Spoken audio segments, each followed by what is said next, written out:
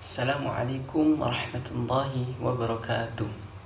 Di sini saya akan menjelaskan sedikit tentang pentingnya strategi dan mengapa strategi itu bisa gagal. Kenapa strategi itu penting? Kita analogikan sebagai sebuah kapal. Bayangkan sebuah kapal tanpa peta, pasti akan tersesat di tengah lautan, bukan? Begitu juga dengan organisasi. Organisasi tanpa strategi akan kesulitan untuk berkembang dan menghadapi tantangan. Strategi membantu kita untuk menentukan arah yang jelas, mengalokasikan sumber daya secara efektif, menghadapi perubahan dengan lebih baik, dan meningkatkan daya saing.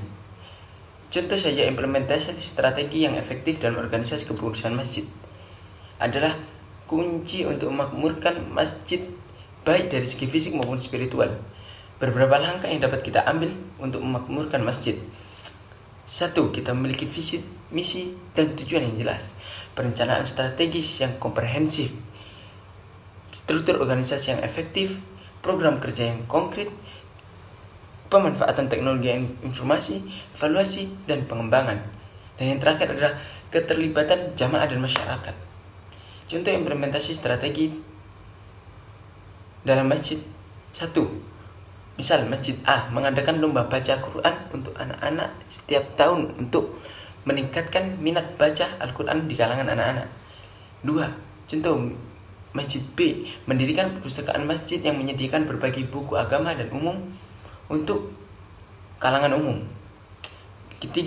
Contoh Masjid C membuat program monitoring bagi para remaja untuk memberikan bimbingan dan motivasi kepada semua remaja masjid atau bahkan untuk umum. Dan mengapa strategi itu bisa gagal? Salah satu tantangan terbesar dalam implementasi strategi adalah resistensi dari karyawan. Akan tapi selain itu ada faktor eksternal seperti perubahan teknologi dan kebijakan dari pemerintah, yang mana dapat mempengaruhi keberhasilan strategi tersebut. Untuk mengatasi tantangan-tantangan tersebut adalah kita membutuhkan kepemimpinan yang kuat dan efektif sekaligus komunikasi yang efektif. Allah Subhanahu wa taala berfirman, "Yudabbirul amra minas sama'i ilal ardi thumma ya'ruju ilaihi fi yaumin kana miqdaruhu alfasanatin mimma ta'uddun."